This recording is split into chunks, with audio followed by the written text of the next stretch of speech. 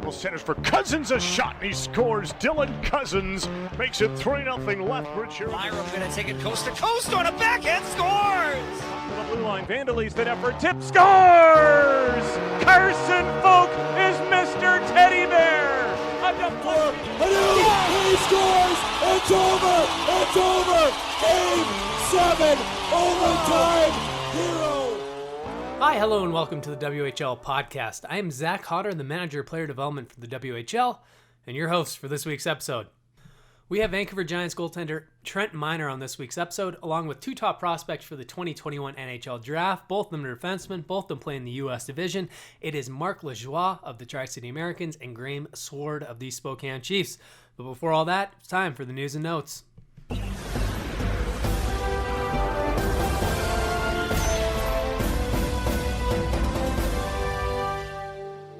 36 WHL players have been named to the NHL Central Scouting's Players to Watch list for January 2021. A total of 20 forwards, 12 defensemen, and 4 goaltenders make up the 36 players from the Western Hockey League. 6 WHL players had an A ratings and 3 earned B ratings in the January 2021 report. In total, 18 of 22 WHL clubs represented on the list.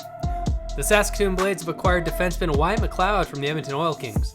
McLeod has appeared in 204 WHL games, recording 9 goals and 45 assists, all with the Oil Kings organization. Edmonton will receive a 2022 conditional pick in the trade. Speaking of the Oil Kings, General Manager Kurt Hill was not done as he and Seattle Thunderbirds GM Bill LaForge swapped 2001 import players Vladimir Alistrov and Simon Kubasek. Alistrov joins the Thunderbirds after recording 35 points last season and 73 career points in 119 Western Hockey League games. Kubasek heads north to the Edmonton Oil Kings with 113 WHL games of experience under his belt and 55 career points.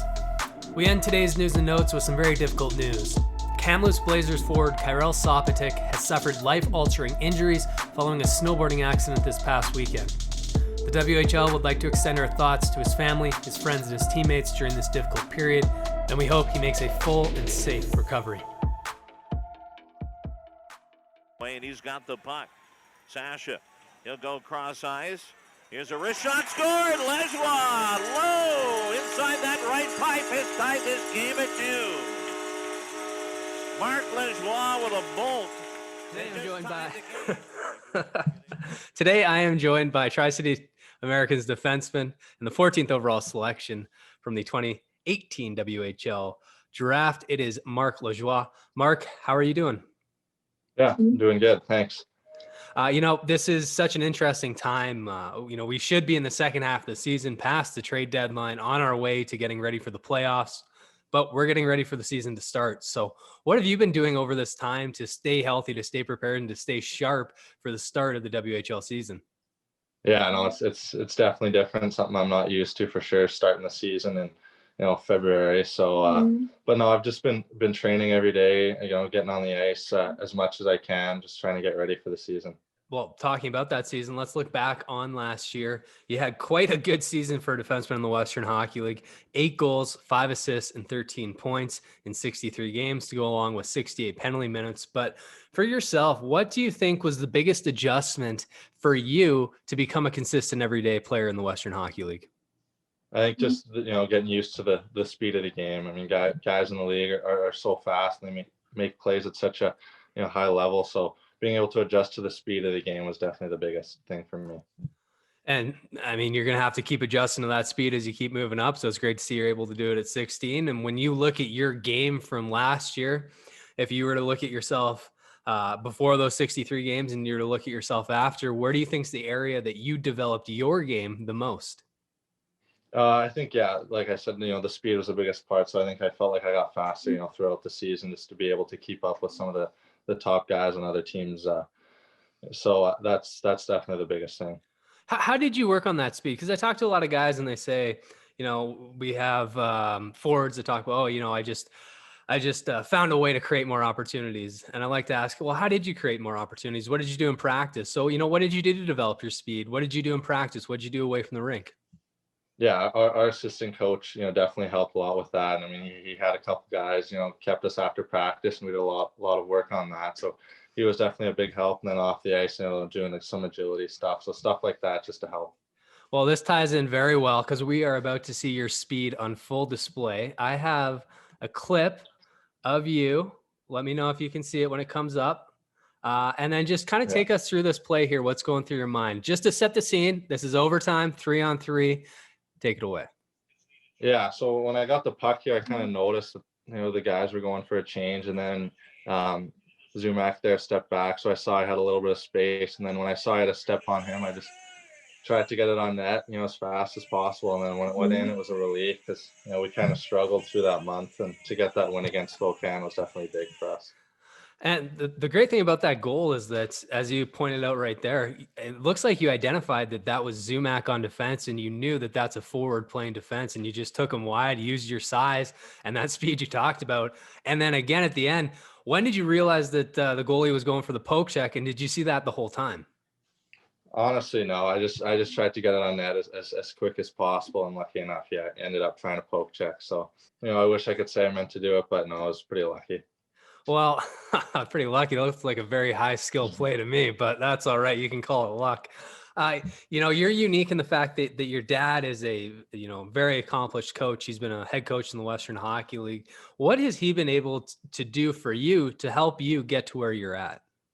Yeah, no, he's been huge for me. I mean, obviously he went through the Western Hockey League for a year, so he's kind of able to prep me for that. But even since I was a kid, I mean, he's always been, putting the right habits in me and stuff, so I can translate my game to the next level. Well, Marc, this is a big year coming up for you. Obviously, it's a weird year. It's a unique year in the fact that we're only going to get 24 games in. But for yourself, when you look at the expectations that you're putting on yourself and your team in Tri-City this year, what are those expectations and what are your goals? I mean, obviously, I'm not too sure how the season's going to, plan out, but my goal at the start of the year was to help my team make the playoffs. I mean, no matter what. So I'm not sure what's going to happen for the playoffs for that, but just for myself, to just, take on a bigger role as a team and as a defenseman on the team, and then just kind of play that role to the best of my abilities. Well, my last question for you, I'm going to ask all you guys because we've had so much time and I really dropped the ball on this one. But over the pandemic, is there a hobby or a new skill that you've started and cultivated during this time? I actually didn't play much video games before this, but I kind of got into that. So I guess I'd have to say that. Well, you know what? A lot of the guys seem to be getting into the video games. Which was the one that really, really you enjoy the most? Probably Warzone. Call of Duty. So, well, yeah. Marc, thank you so much for taking time out of your day. It was a pleasure talking with you, and all the best as you prepare and get ready for the start of the WHL season. Yeah, thank you very much. Big thank you to Marc Lajoie and the Tri-City Americans for setting that one up. Up next, we have Vancouver Giants starting goaltender and Colorado Avalanche draft pick Trent Miner. Trent has taken a very unique path in his life away from the rink, and I got to sit down and talk to him about it. Today, I'm joined by the Vancouver Giants starting goaltender. He's currently living in Brandon, Manitoba, originally from Souris, Manitoba. Find that on a map. He is connecting with me from his home in Brandon, where he just accomplished a pretty impressive feat for a 19-year-old young man who also has to play at a major junior hockey level. We'll talk about that halfway through. But I'd like to introduce to you Trent Miner. Trent, how have you been doing? No, I've been doing well, thanks. How about yourself? I have no complaints. Calgary's finally getting warm again. There's lots of snow on the mountain. I can go skiing. I'm loving it. But, you're in such a unique you are in such a unique situation right now. I've been talking to so many players and forwards and defensemen about how they've been able to stay on the ice and stay active and get healthy and stay fit and stay sharp. But for a goaltender like yourself, what has the past 5 months looked like for you? Yeah, for the longest time in the summer, the rinks were open here, but the last, I guess it'd be 2.5 months, rinks have been closed. So we've been skating out on outdoor rinks once it got cold enough and they were flooded. So no, we built a rink in our backyard, which I was able to skate on lots. And then the community center by my house opened the ice up, and it's been really good. So then that's kind of what I've been up to for the majority of skating lately. But no, during the summer, it was nice. We had a pretty good group of guys here that were all skating together, and it went pretty good until everything shut down, I guess. And you know what? During that time when it shut down, a lot of us just, gained an extra 10 or 15 pounds. Maybe we started to play a video game a little bit too much, but you went out and you ended up, or you've been working on getting your pilot's license, which is so cool and so interesting that somebody your age has had the foresight with how busy you are to go do that. But when did you get into flying, and when did you really make that step to say, I want to go get my pilot's license? Yeah, I always wanted to do it. I just never, being home for a short time in the summer, it's kind of thing that you have to commit lots of time to. So with being home for so long, I was able to do that. And it was just nice to be able to get the flying part of it done now that things are starting to ramp up here and it looks like the season's going to happen. So to have that out of the way and to be able to have that out of my mind is definitely nice to have done. When you first started getting into the flying school, I guess it's called their pilot school, what was the biggest adjustment for you? Or what was the thing where you're like, oh, I didn't really realize that this was a big part of flying? Yeah. And I think there's definitely attributes that you learn in flying. For example, like not everything's going to be perfect. Like you're not always going to win every game 1-0. There's going to be games that don't come out as clean as you're hoping. But I think you see that portion of it as you just get more experienced at it and just to be able to play with the cards you're dealt and not have to expect perfection. And that's something you're used to dealing with the Vancouver Giants. I mean, your first couple of years, you essentially had a co-pilot as a goaltending partner with David Tendek. You guys split a lot of the time. And how was that working with like a co-pilot or a partner as a goaltender? Yeah, no, working with Dave, I was pretty lucky in that sense. Like Dave's a pretty easy guy to get along with and pretty friendly. So no, it made every day at the rink go by quick, and it always seemed to be fun too when we were there. So I think every minute we were together was enjoyable, and just to have someone that you can feed off of and talk to things that you're questioning is nice to have. Well, just looking through your WHL career here, you were a first-round pick in the 2016 WHL draft. You've put together a 41 win, 20 loss, and 5 overtime loss record with 4 shutouts, 256 GAA, and a 909 save percentage. So you got a pretty good start in the Western Hockey League. You know what you need to do. And now you've been drafted to the Colorado Avalanche in the 7th round of the 2019 draft. Where do you think you need to continue your development, or what area of your game do you need to improve for when you move on to the next level? I honestly, I think I just keep working at what I'm doing. Like I know that my skill set is good enough to be where I want to be and to keep improving on that on a daily basis. So I think just keep working on what I've been doing, and I guess just try to expand my game into a more mature style. Well, like we talked about before, you're now the guy in Vancouver. You're 19 years old. You're a veteran player on this team. You've been to a WHL championship finals that went to a Game 7 overtime. From a goaltender's perspective, what do you need to do to provide leadership to the Giants team this season? Yeah, I think as in my position, I don't think I'm the kind of guy that's going to be talking a lot in the room, like just not in that type of leadership, but just to give the team confidence day in and day out, and to know that they don't have to worry about what I'll be doing, that they know that I'm going to be there giving it all I got every day, and just to not have to worry about anything. Well, my last question for you, there's a small airport in Delta where the Vancouver Giants practice facility is. It's just down the road. It's called just off Ladner Dyke Road. Are you planning on getting out there and maybe getting a few flights in this year, maybe taking up the coach if he doesn't play after a couple games? I don't know about that one. I guess we'll have to wait and see. Who knows what the rules are going to be like once the season starts. But yeah, no, it's hard to tell, I guess, from this point. Well, Trent, thanks for taking time out of your day this week. Have a great weekend. And again, thank you and congrats on not just your success in the Western Hockey League, but also on the path you're on to becoming a fully licensed pilot.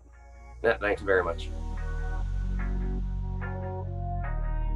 Big thank you to Trent Miner. As we mentioned, he is a 7th round draft pick of the Colorado Avalanche, and he will start his season with the Colorado Eagles of the AHL. That is the Avalanche farm team. He'll be doing a little conditioning stint there before Giants training camp gets going. Up next, we have a guy who is projected to be a top pick in this year's NHL entry draft. He is a big, tough, strong defenseman, but he's a great skater, good passer, and he had some of the best defensemen in the Western Hockey League last season, helping him develop. It is Spokane Chiefs defenseman and Abbotsford, British Columbia native, Graham Sward.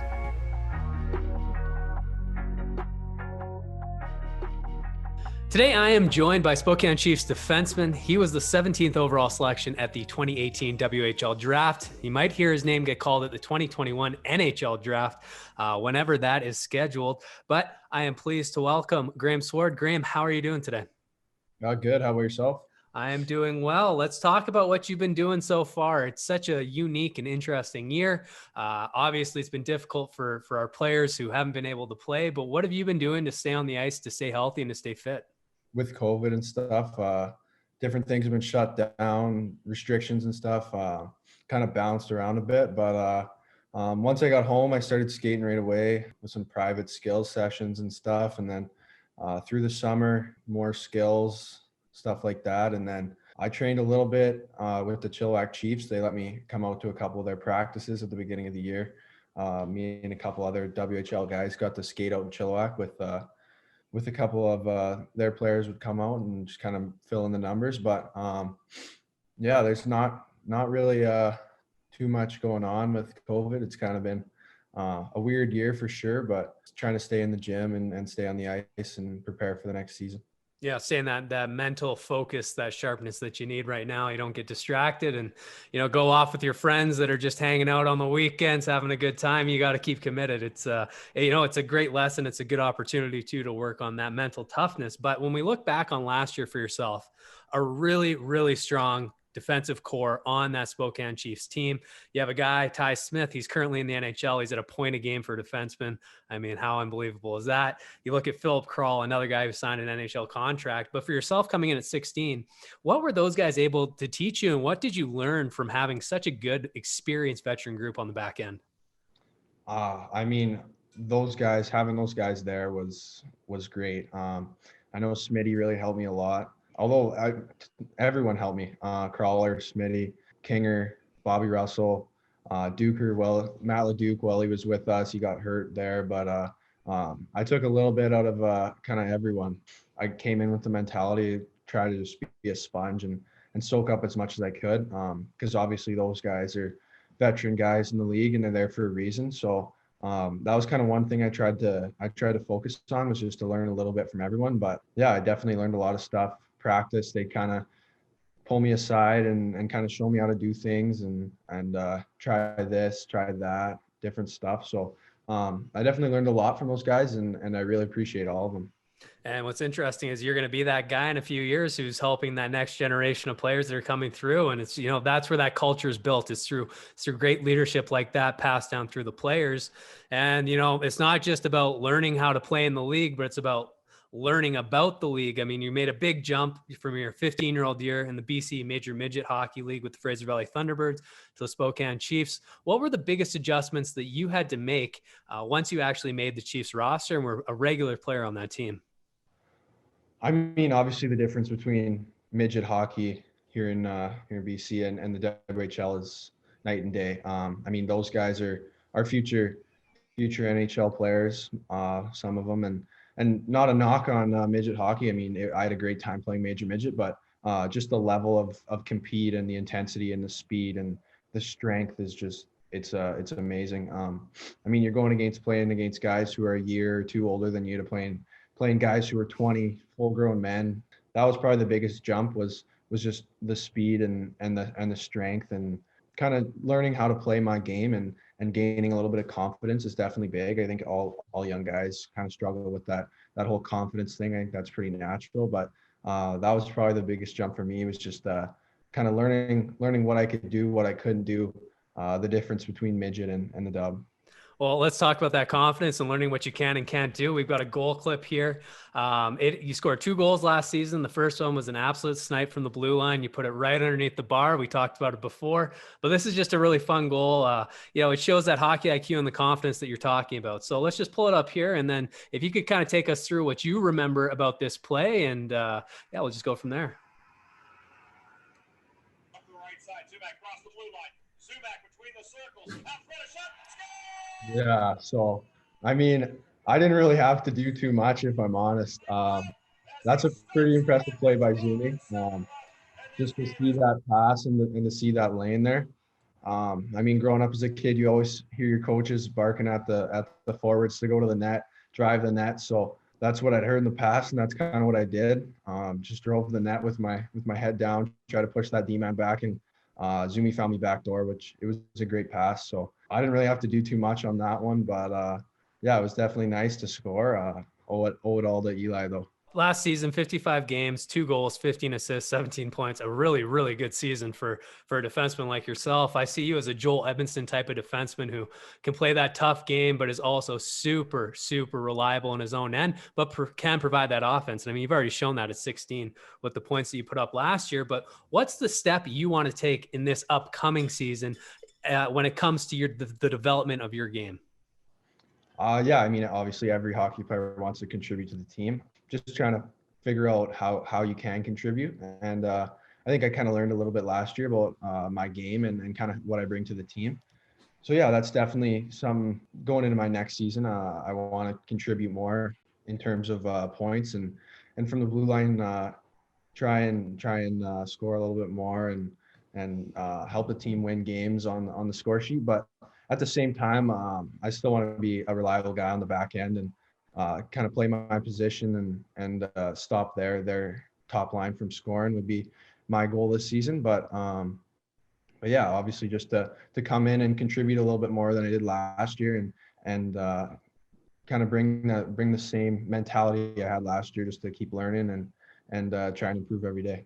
Talking about that improving every day, there's guys that have, daily routines that they do on skill development. There's guys that have, they bring in their lunch every single day. It's the weirdest combination of foods you've ever seen, but they swear it makes them a better player. Is there something that you have that, you work on after practice or you work on in the gym? That's your own little way of navigating your own development?